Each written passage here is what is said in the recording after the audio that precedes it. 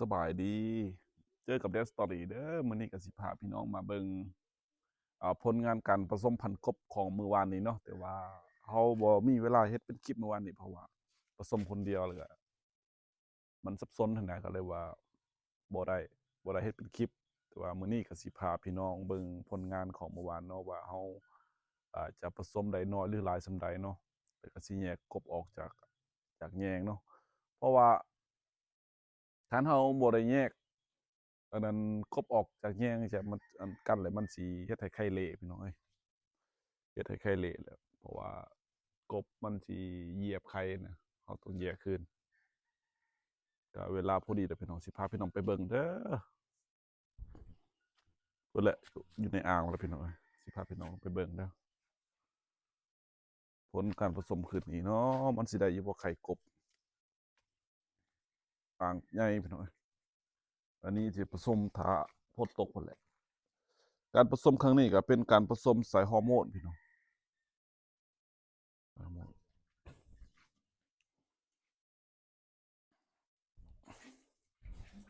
มาดูนำกันเด้อพี่น้องเด้อ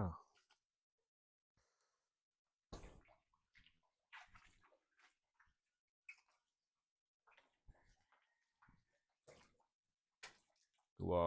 โอเคพี่น้องเอ้ยสีเกียมใหญ่เลยใหญ่ตัวผู้ตัวแม่ออกถ้าเขาบ่ใหญ่เลยมันสิเละพี่น้องมันสิเละปรับกล่องลงหน่อยหนึงมันสูงโพดบ่มีผู้จับกล่องให้พี่น้องเอ้ยเฮ็ดเป็นคลิปนิดนึงไลฟ์สดก็ได้เนาะแต่ว่าให้เป็นคลิปสิ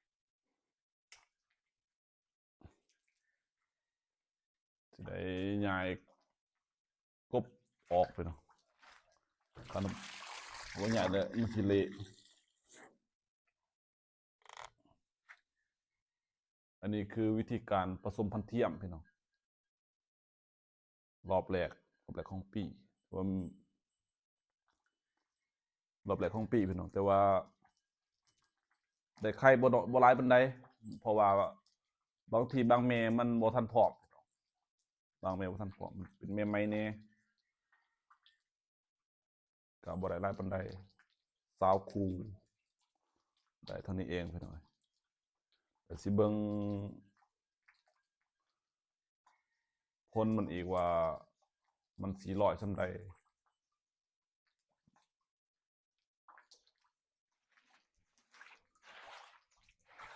มันสิสมบูรณ์ส่ำใดพี่น้องจับเลยจับตัวผู้เลย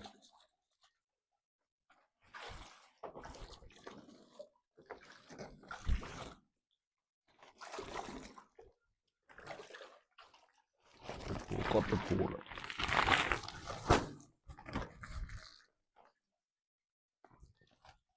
กดตัวผู้ออกก่อน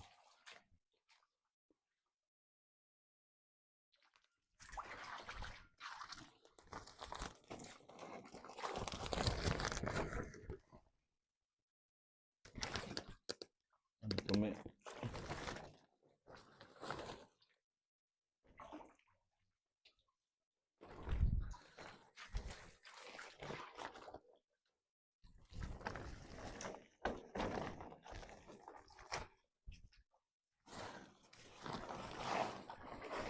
สิได้เข้าในจับมันออกบ่ได้สิได้เข้าในเลยพี่น้อง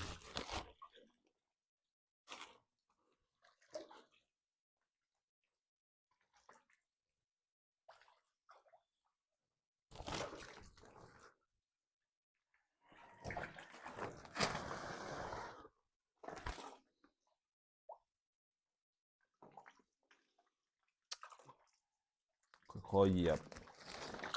ยัดอันนี้ก็เป็นตัวเมียเหยียบอันนั้นสิเหยียบไข่เละต้องค่อยๆเหยียบให้มัน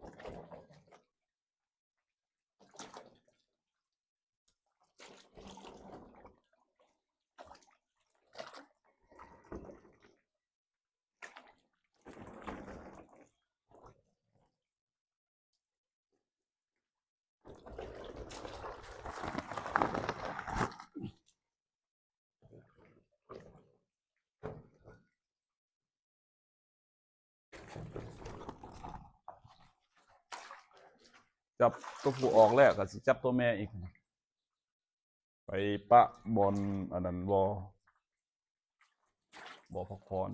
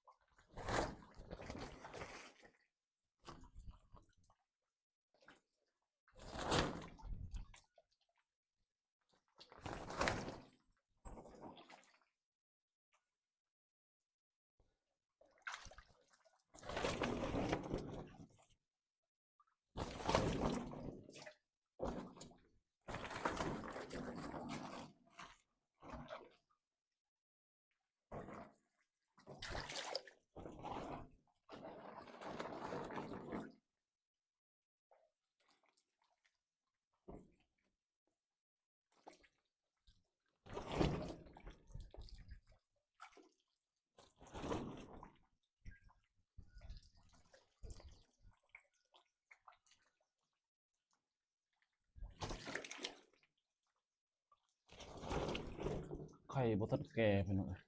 อีกฝนตกเทื่อนึงนี่ผสมใหม่ฝนตกเดือน4ผสมใหม่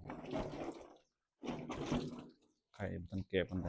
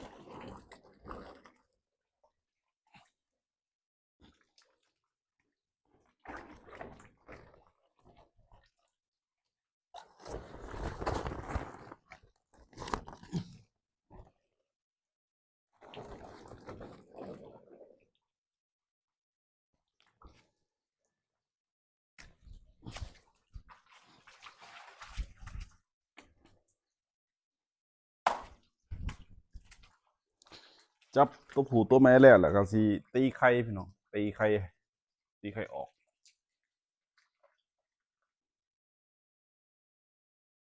บัดนี้เฮาได้ย้ายตัวผู้ตัวแม่ออกแล้วพี่น้องมีแต่เฮาสิขยายไข่ให้มันบ่ให้มันอยู่เป็นจุ่มแล้วก็สิเอาออกอันนั้นใบไม้นี่ออกบ่ให้ไข่มันอยู่เป็นจุ่มพี่น้องคันให้ไข่มันอยู่เป็นจุ่มแล้วมันบ่พักเป็นตัวสิได้พาพี่น้องไปเบิ่งเรียนสตอรี่สิได้ย้ายสิได้ขยายไข่ตีออกแล้วสิเข้าไปในคือเก่าพี่น้อง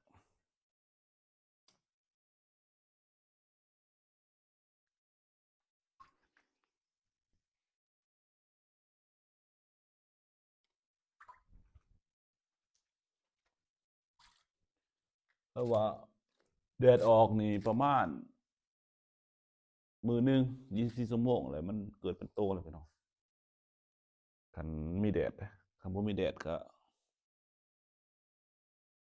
ไข่มันจะเละจะนั้นซื่อๆจะเน่าซื่อๆพี่น้องขอมีแดดเด้อมื้อนี้บ่ได้ไข่หลายปานใด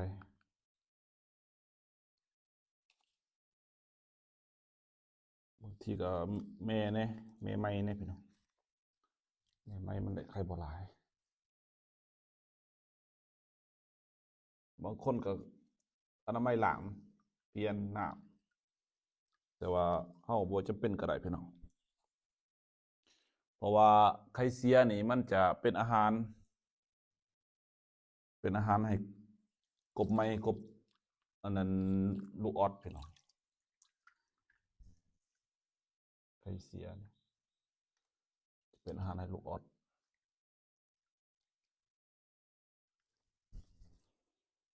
ก็หลายเติบอยู่ได้พี่น้องเอ้ยคันว่าเปอร์เซ็นต์มันติดคันเปอร์เซ็นต์มันติดหลายนี่ก็โอเคอยู่ได้นี่เฮาย้านแต่เปอร์เซ็นต์มันติดบ่หลายพี่น้องถ้าเบิ่งหมดมื้อนี้นี่แหละ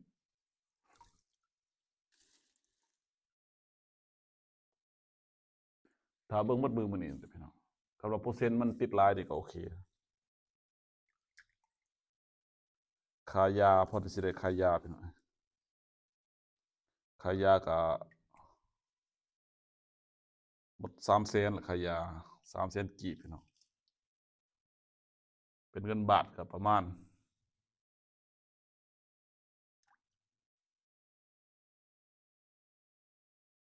เงินลาวก็300,000กีบเงินบาทประมาณ 2,000เนาะ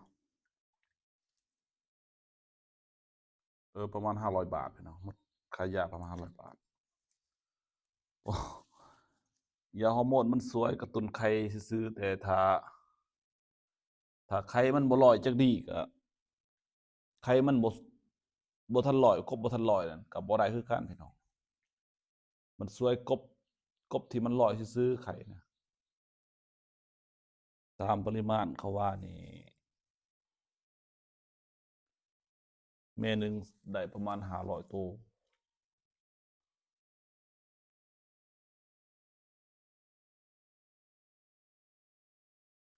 สิท่าเบิ่งมื้อแรกพุ่นแหละพี่น้องเอ้ย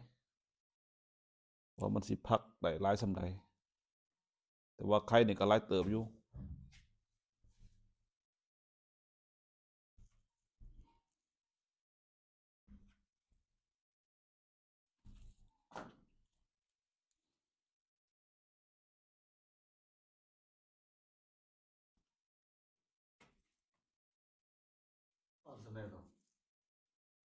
ประมาณนั้น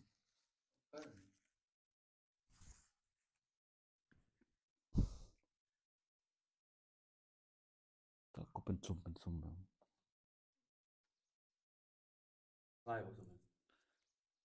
ก็หน่อยหนึงประมาณ5แม่ไข่นี่6แม่ไข่มันบ่ร้อยแม่มันยังอ่อน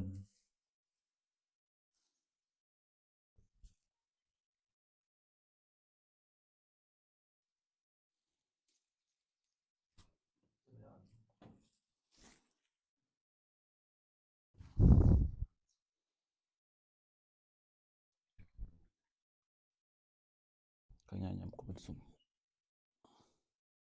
บ่ให้มันอยู่เป็นจุ่มพี่น้องมันไข่สิบ่อันนั้นไข่สิบ่พักให้มันแตกมื้อนี้แดดออกเนี่ยโอเคอยู่เนาะแดดบ่ออกแดดออกมันพักไฟมันต้องการอุณหภูมิน้ำเลยขยายไข่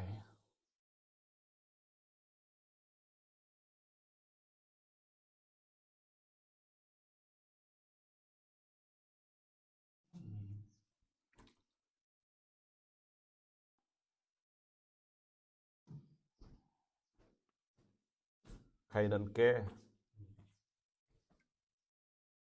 บ่เกี่ยวกับฮอร์โมนดอกไข่บ่แก้มันก็บ่ได้คือกันเด้ฮอร์โมนมันช่วยซื่อๆช่วยเบ่งซื่อๆช่วยเอาออกซื่อๆ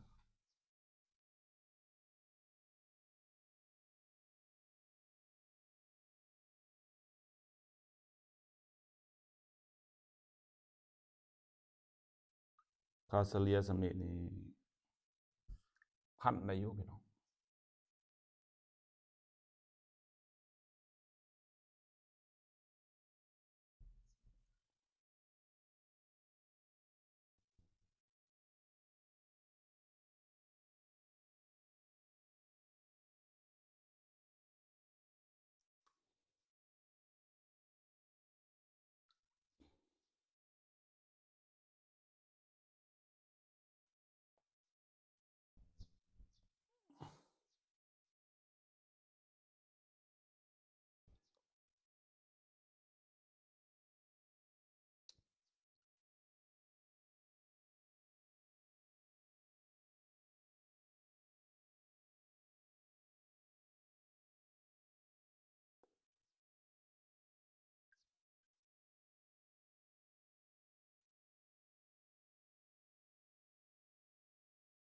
ไข่ขาวหลายนี่ครับ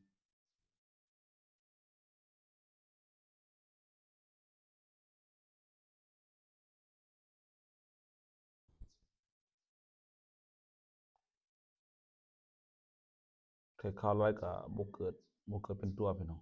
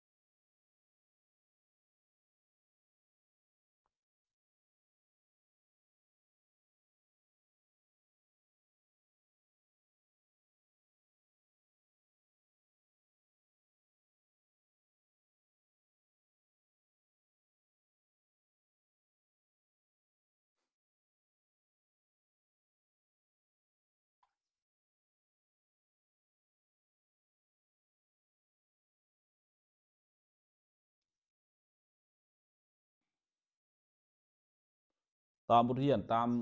เคยเฮ็ดมาแล้วพี่น้องประมาณอยู่12 ชั่วโมงหรือ24 ชั่วโมงมื้อนึงนั่นแหละมันจะพักเป็นตัวพี่น้องก็สิจบคลิปก่อนเด้อพี่น้องเด้อรอท่าเบิ่งประมาณ 4 โมงแลงพี่น้องขอบใจหลายๆเด้อท่านผู้ชมเด้อขอบใจหลายๆเด้อสบายดี